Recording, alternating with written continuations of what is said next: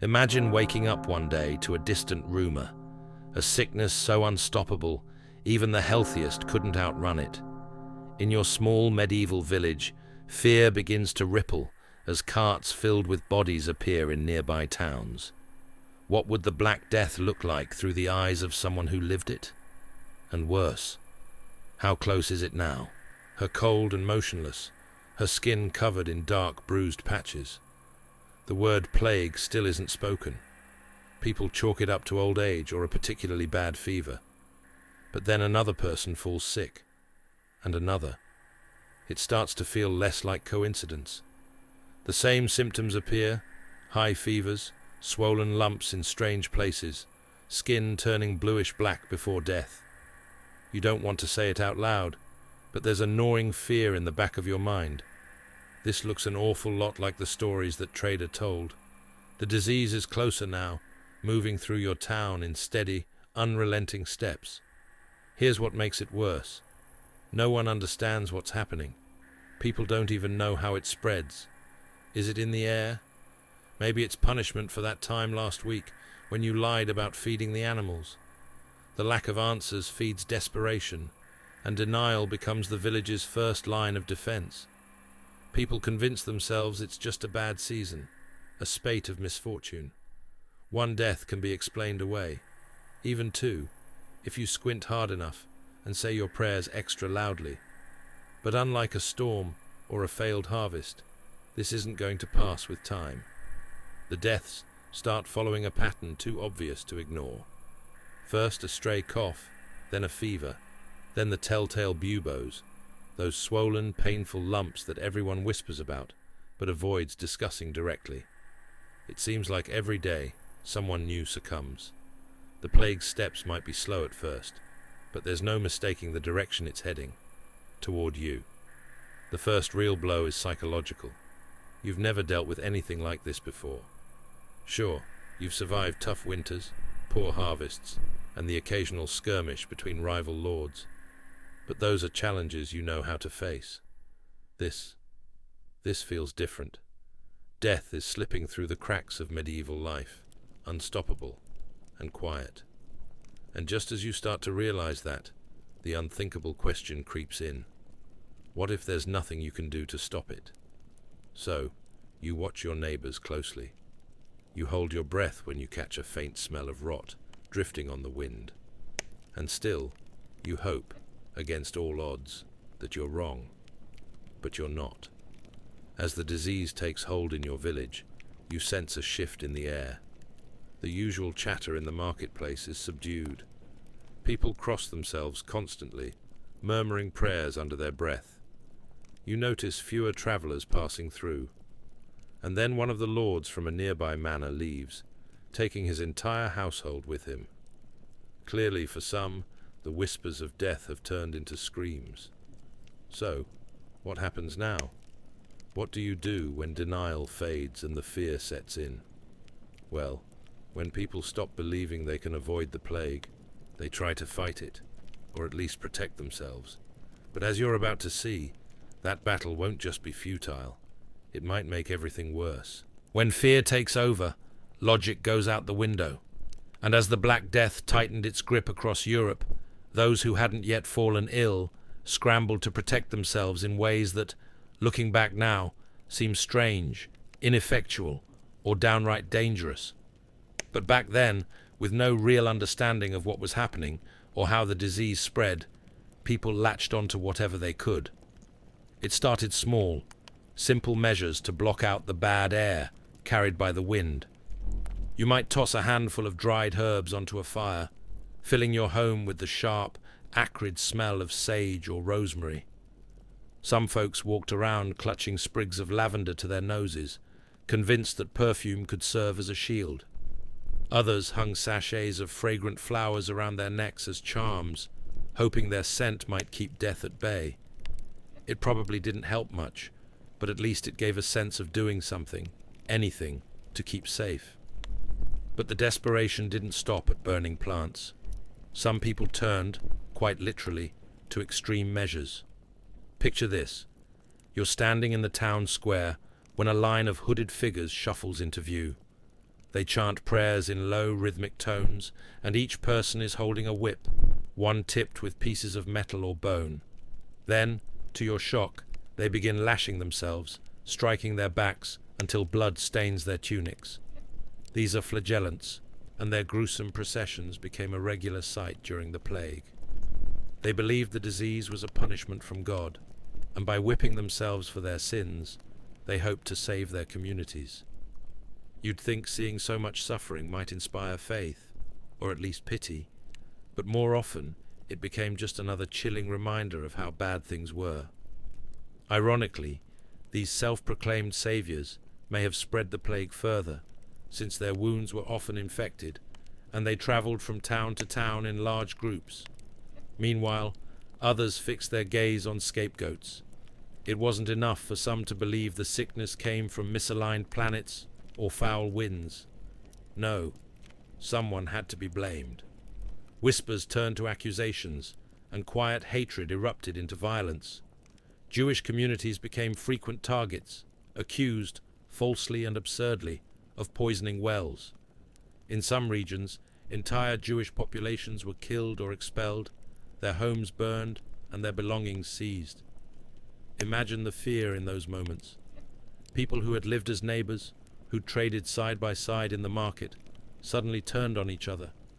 It was grief mixed with panic, all funneled into a kind of rage that tore communities apart from the inside out. But that wasn't the only chaos unfolding. For those desperate to avoid getting sick, advice was coming from everywhere, and none of it helped. Some claimed the disease could seep into the body through your skin, so bathing. Off the table. Instead, people smeared themselves with oils, or covered their skin with thick layers of grime, thinking a good filth shield would keep the plague out. Others took the opposite approach, soaking rags in vinegar and inhaling its sharp fumes, or wiping their faces and wrists with the sour-smelling cloths. Then there were garlic eaters, herbal steamers, and those who doused themselves with urine. Each cure sounded bizarre, even to those using them, but the fear of doing nothing was often worse than the cure itself. And let's not forget the costumes. If you picture the Middle Ages and the plague, you're probably imagining those creepy, long-beaked masks, like something out of a horror movie. They weren't actually used widely during this outbreak, but the idea was part of the same desperate logic. The beaks were stuffed with strong-smelling herbs to filter out the so-called bad air, the very air thought to carry illness. These masks, along with heavy coats and gloves, became less about function and more about fear, physical reminders that death was everywhere. As the disease spread and bodies piled up, those who hadn't fallen ill became increasingly paranoid, and superstition filled the vacuum left by genuine knowledge. Without germ theory, without even the most basic understanding of how diseases work, communities grasped at whatever explanations they could. The plague must be carried by the wind, people thought, or perhaps God was angry at some unresolved sin. Maybe it was both. There was no consistent advice, because even the so-called experts, medieval physicians, didn't have real answers. Doctors still clung to ideas from ancient texts, largely basing treatment on balancing the body's humours. Bloodletting became a popular answer, with barbers cutting into veins as casually as they trimmed hair. High fevers? Let's drain some blood and see what happens. Swollen buboes? Cut them open. Maybe the bad stuff will drain out. Not surprisingly, these treatments tended to just make things worse. If you were rich, your chances didn't improve much. Nobles used their wealth to flee to remote estates, but even there, they took bad advice with them. One wealthy household in France recorded the steps they took for prevention, isolating themselves in a house while filling it with fragrant smoke day and night. Imagine spending weeks in an enclosed room while thick smoke billowed around you, stinging your eyes and throat. For the upper classes, survival was about retreat and control. For everyone else, it was chaos. But as futile as these measures were, they still didn't prepare anyone for just how quickly things could spiral. It wasn't long before the desperate fight for protection gave way to complete collapse. Imagine being told not to leave your home as more of your neighbors disappear, or worse, watching entire families sealed into their houses to die. Now imagine looking out your window and seeing carts piled high with plague victims, drawn by struggling horses, or even people, because there were no animals left to drag the dead. That uneasy fear you felt just weeks ago has now turned into full-blown panic, and you've realized something horrifying. None of these measures are working. The herbs don't help. The vinegar doesn't help. Faith doesn't help. The plague moves like it always does, unstoppable. And that's where a new problem begins. Survival doesn't stay a question of protecting yourself from the plague. It becomes a choice between protecting yourself and protecting others. What happens when there aren't enough healthy hands left to bury the dead? Do you step forward, or do you lock your door and hope someone else will take care of it? In this way, the plague created a kind of moral unraveling. Kindness, compassion, even basic human decency, those things couldn't survive in the same space as this kind of fear. When faced with a disease no one understood, people resorted to what felt safest: isolation, superstition, and in some cases, violence. The protective measures became pointless. The communities that built them fell apart. At some point, you take stock of what's been lost. Your village isn't the same as it was just months ago. Crowds are smaller or gone. Work stops. Families fracture under the strain. And the plague still hasn't finished. What do you do when nothing you try seems to change the outcome? That's the question survivors were left with. For some, the answer was surrender. For others, it was a hardening of the spirit. And for the most desperate, it was every person for themselves. So, what happens now? When survival means leaving others behind, society starts to look very different.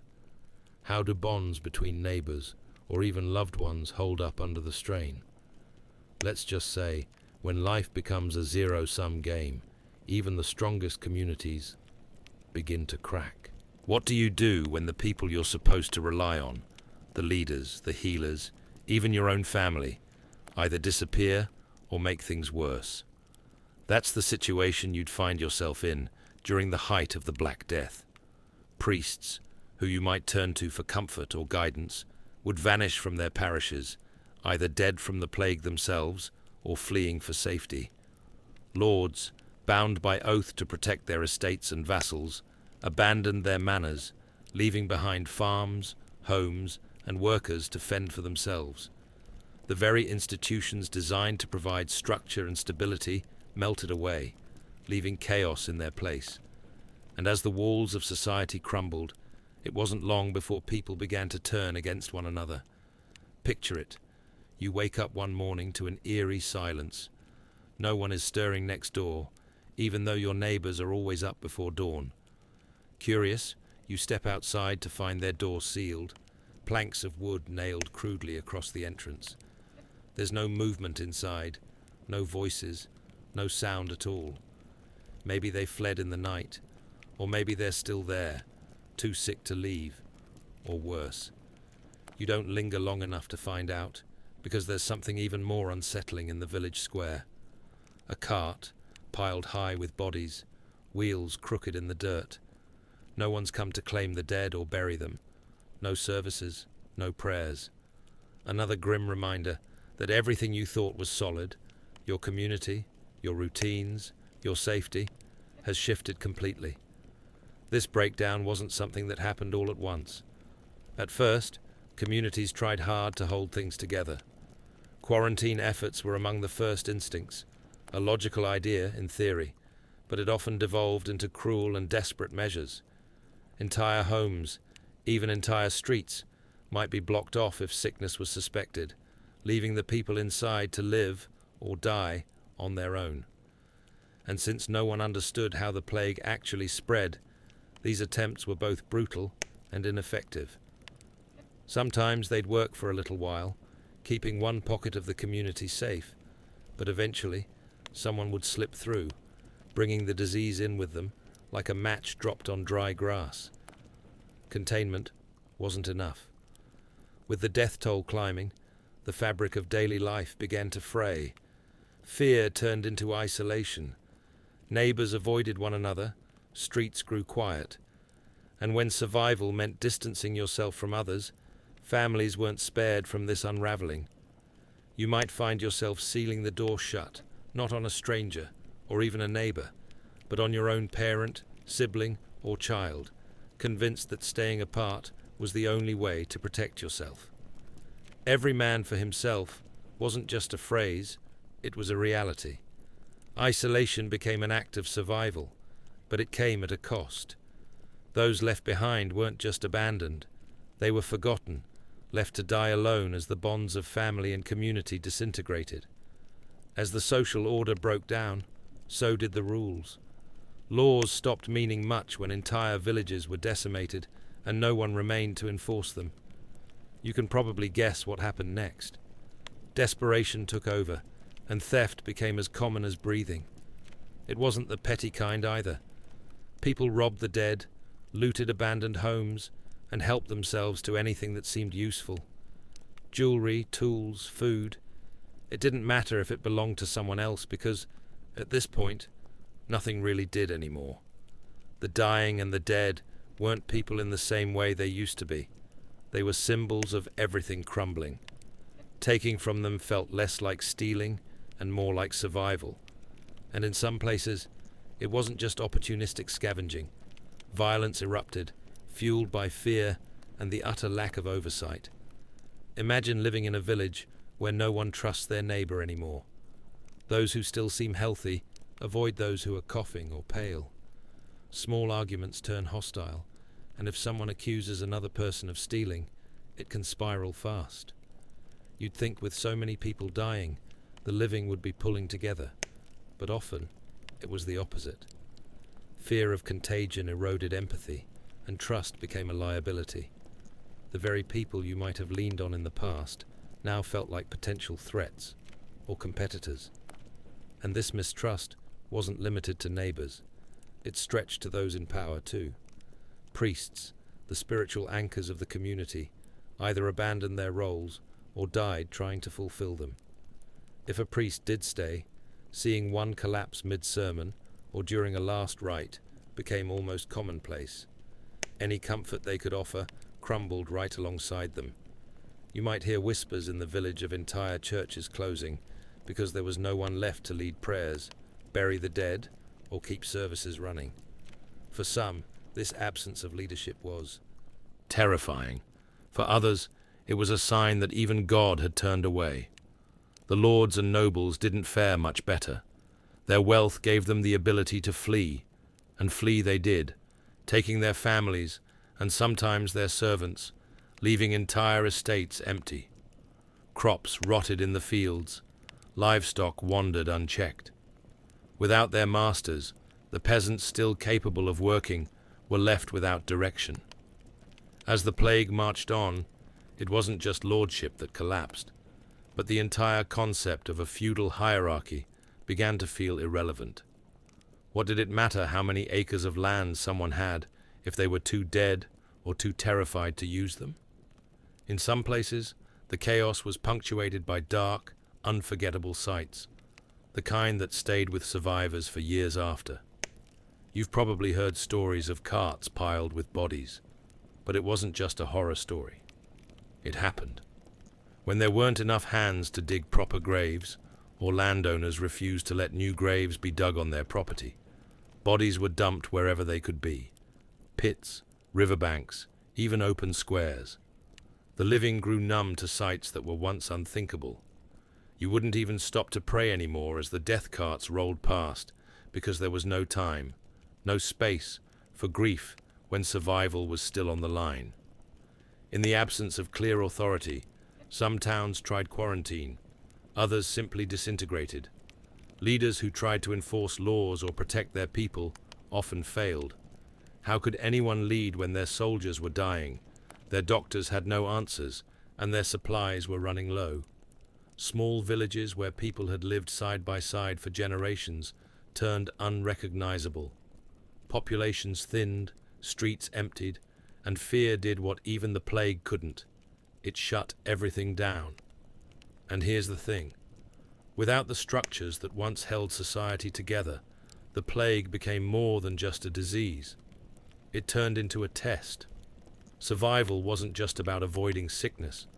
It became about navigating a world fractured and unfamiliar. For some, that meant clinging to what was left of their families, or finding new communities where trust hadn't completely disintegrated. For others, it meant retreating entirely, living as far from other people as possible to lower the risk of exposure. Either way, the village you once called home was gone. Sure, the buildings might still be there, the fields recognizable, but the life, the shared experience of community, was something of the past. By the time the worst of it passed, survival left scars, not just physical, but emotional and spiritual. You'd rebuild maybe, but the memories of mistrust, desperation, and fear would linger. Institutions like the church and the feudal system, they didn't come out of this unscathed. The cracks exposed by the plague didn't just heal over, they widened, reshaping society for years to come. But here's a question.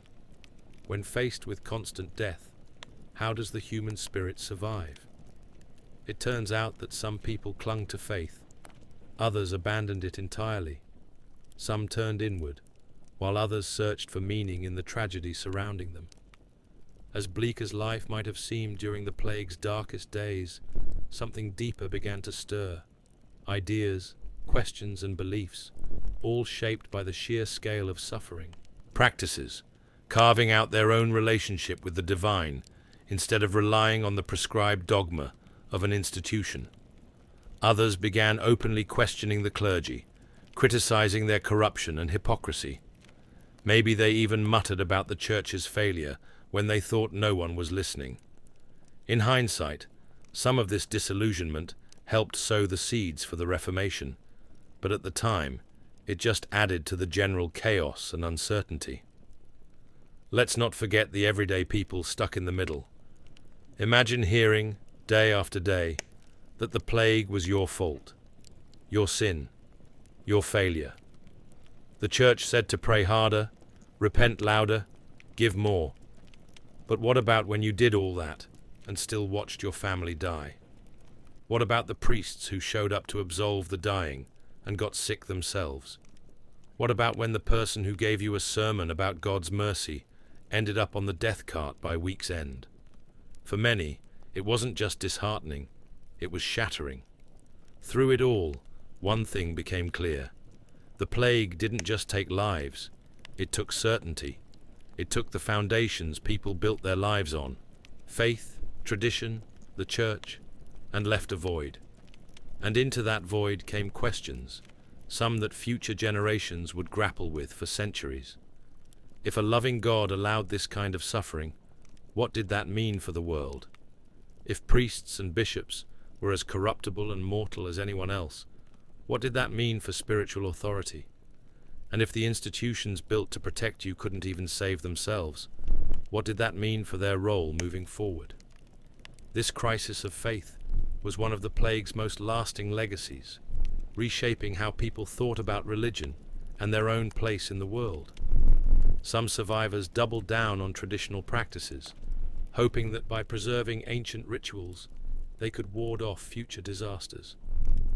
Others leaned in the opposite direction, questioning everything they'd ever believed and pushing back on the church's dominance in daily life.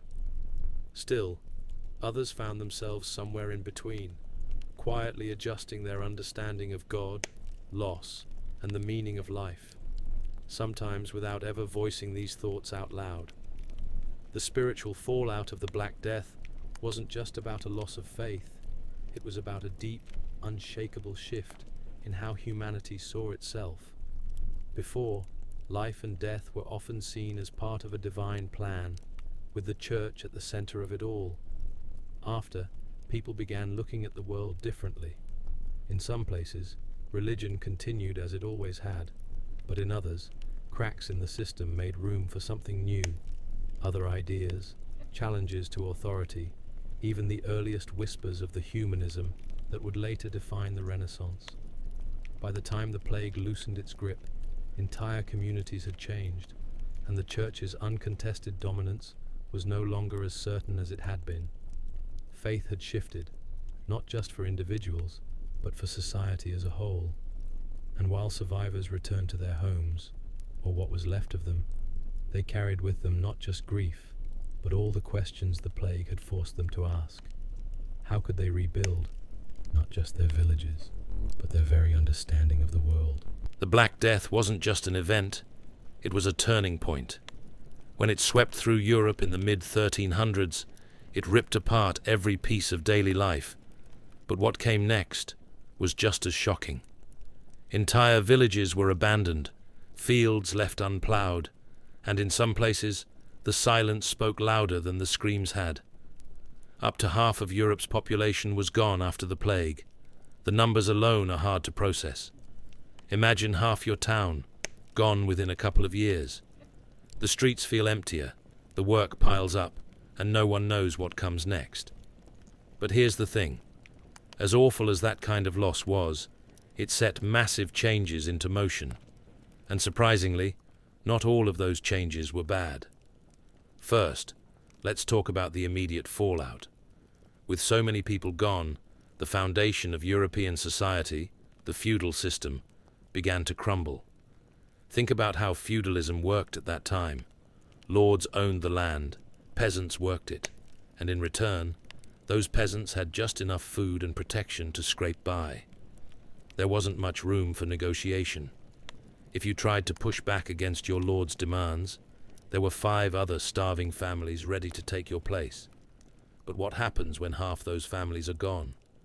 What happens when a wealthy landowner, who once had dozens of workers, suddenly only has 3? This is where power shifts. As a surviving laborer, you hold more value now. Landowners need every able body they can find to farm, harvest, and maintain their estates. That means, for the first time, peasants and workers have some bargaining power. Imagine yourself standing outside a manor one morning. The lord rides up, expecting you to bow your head and dig into the fields for the usual scraps. But instead, you cross your arms and tell him, no, you'll need a better deal. Higher wages maybe, or more free time to tend your own plot of land. And the thing is, he can't just turn you away because there's no replacement standing in line. So he caves, or maybe he haggles, but either way, the balance starts tipping in your favor. Of course, this didn't sit well with the ruling class. They tried to fight back by enacting laws. England passed something called the Statute of Labourers in 1351, which tried to freeze wages at pre-plague levels and prevent peasants from leaving their village to find better work. But enforcing those laws, almost impossible. The plague wasn't some brief disaster. It lasted in waves for years. Each outbreak drained the population further, making it harder for landowners to keep control. And the surviving workers, who had seen death firsthand, weren't as easily intimidated anymore. They knew their value. Their lives might have been cheap before the plague, but now they were priceless. The breakdown of feudalism started slowly, but its effects grew over time. Take living conditions as an example. For centuries, peasants had worked under brutal conditions with little to show for it. But now they could demand not just better wages, but also better treatment. Some shifted from working as bonded laborers to tenant farmers, where they rented land and kept more of what they produced. Others moved into towns and cities, filling gaps in trades and crafts left by those who'd been swept away by the plague. It was a subtle shift, but it planted the seeds for a more market-based economy, one where social mobility became just a bit more possible than before. The economic ripples didn't stop there. The plague hit every part of society, including the wealthy, but landowners felt the sting in a unique way. Without enough workers to manage all their lands, some found themselves forced to sell off properties or lease them out to tenants. Over time, land started to change hands, creating opportunities for people who'd never had the chance to own their own plots before. Land wasn't just the source of income and power in medieval Europe, it was the source of identity. And now, the very structure of land ownership was changing. But the effects of the Black Death weren't just economic. The plague's relentless death toll also created a rare shortage of something we may not think much about today: labor. Skilled trades, in particular, took a big hit. Blacksmiths, masons, weavers, tanners, all necessary for the medieval economy, had been decimated. If you survived, and you had a marketable skill, you could command higher wages and better terms from your employers. This wasn't some instant transformation, but over the decades, it reshaped entire industries, leading to more urbanization and a budding middle class in the long run. And while we're on the topic of transformations, let's talk culture.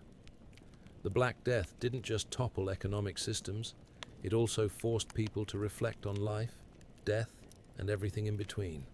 The plague sparked big ideas about art, philosophy, even science.